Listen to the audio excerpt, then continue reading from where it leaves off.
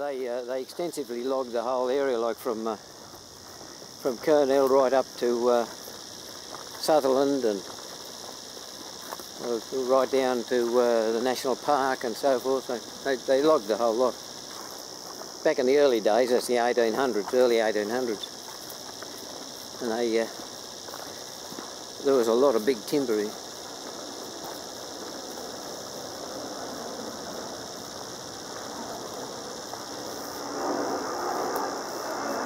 Bloody lantana. Geez, I've pulled a bit of that out.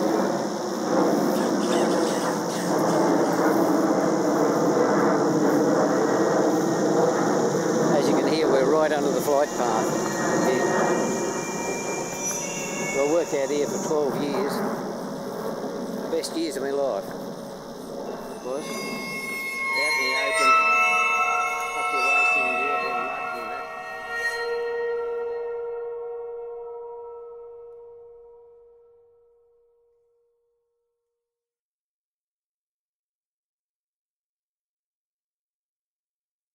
It was pretty difficult for me to kind of formulate a kind of idea and a work for this show. I mean, I guess a lot of my work is sort of responding to like natural history specimens and museum presentation and ideas about cataloguing and categorising things. And when Daniel and Ace took me to Botany Bay to see what it was all about, it was quite a sort of difficult experience in a lot of ways, because it's kind of pretty relentlessly sort of unattractive and uninteresting to look at, and I'm always sort of trying, I guess, to find something more fantastical and unreal in the sort of natural world and what's there. And ultimately the work that I've made is kind of all these things that are sort of meant to be like clouds that essentially relate to things that I saw and experienced when I went to Botany Bay. And one of the sort of most bizarre things was seeing a replica of the Endeavour floating amidst all the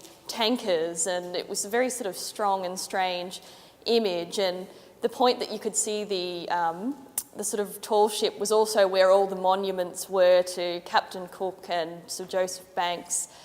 And I mean, I guess I was sort of thinking about how when they would have come to Botany Bay, it would have been quite a sort of strange and wonderful and fantastical experience, because they were seeing all these things that they'd never seen before anywhere.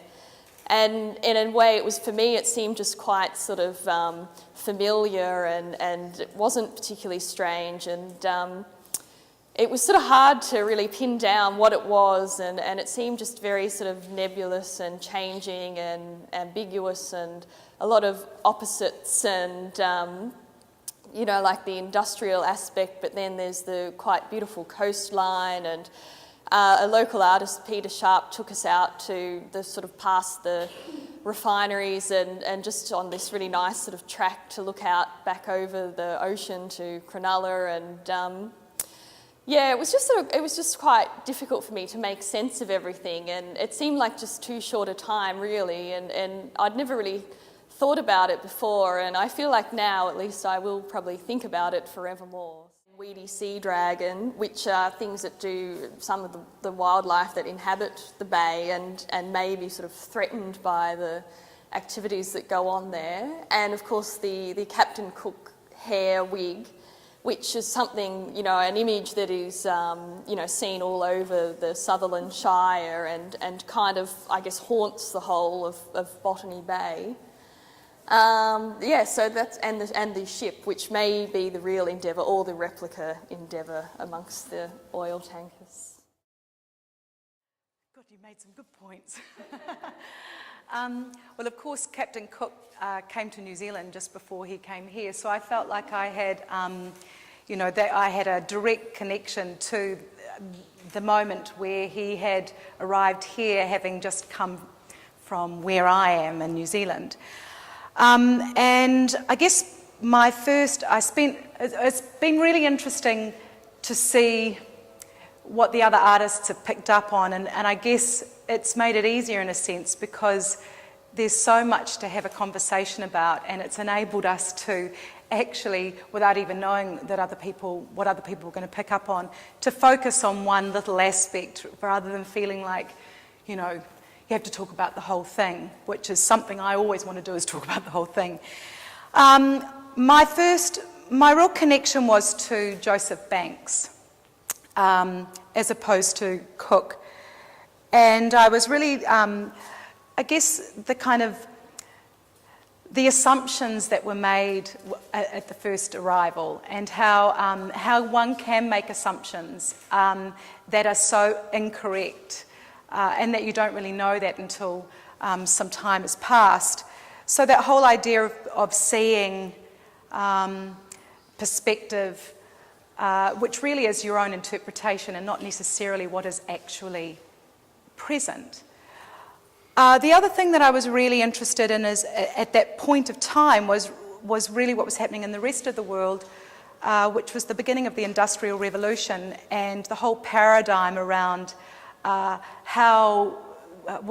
facilitated in regards to the activities that were enabled due to the Industrial Revolution and how they actually played out in the landscape. And I guess that's why I was really interested in participating in the show, as that is my real interest, is industrial activity and value systems, like what we value and how that has us make choices that give us apparently what we want. And I guess my work is really trying to facilitate a re-questioning, a reconsideration of what do we actually want. Because it is my experience that when people want to relax and have their leisure time that they've worked so hard for, that they inevitably return to the natural world. And while we've been earning our money to, enable us to have some leisure time, sometimes those activities are actually destroying the thing that we so very much love. So I've looked at, very simply, I've tried to really reduce the activity to a gesture, which have ended up being totems, like in a sense, like a dog marks out its territory. I've marked out a territory, and I have the views. I've used 7 markers. I actually had my research leads me often to feeling quite depressed. And not particularly optimistic, and I've decided in my practice to try and find a way to have a conversation that feels positive, despite all the bad information that we currently are dealing with. And so I've looked to things that might enable a positive, optimistic conversational narrative. So I've looked to magic. And so I've kind of playing a game in this work, and they said, well, where is the magic? And I said, well, are you causing the magic? So I guess I'm trying to create a game in the work where we might be able to cause a future that is whole. And it's one of the things I really experienced in Botany Bay, is just how segmented it is and how cut up it is and how cauterized it is. And that seems to be what we do, is that we continue to separate into smaller and smaller bits the natural world.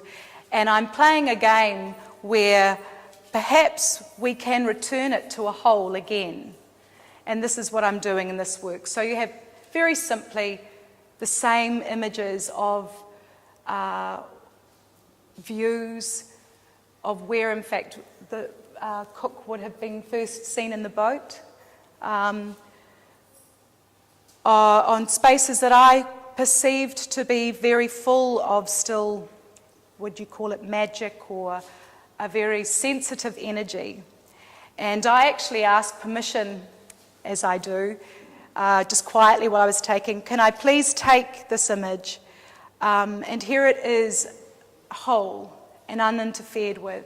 And the suggestions of my totems or my grotesque civilization, which are actually not made in ceramic, they're actually made in a synthetic oil-based child's crafting, self-drying clay. So it's an imitation and a fake. The glazes are resin, so they're made in highly convenient, improved materials that have been made by us to imitate something. And I could go on, but I shan't. Yeah. But I've really very much enjoyed the opportunity to develop the installation basis of my practice as well, so it's been great. Thank you very much.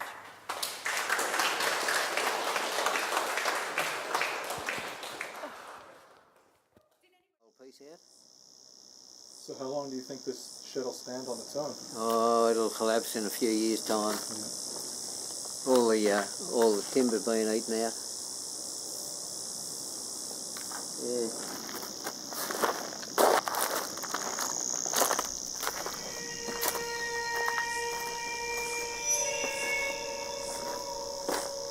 Yeah, some real characters. So the sign there, don't try it, you will die.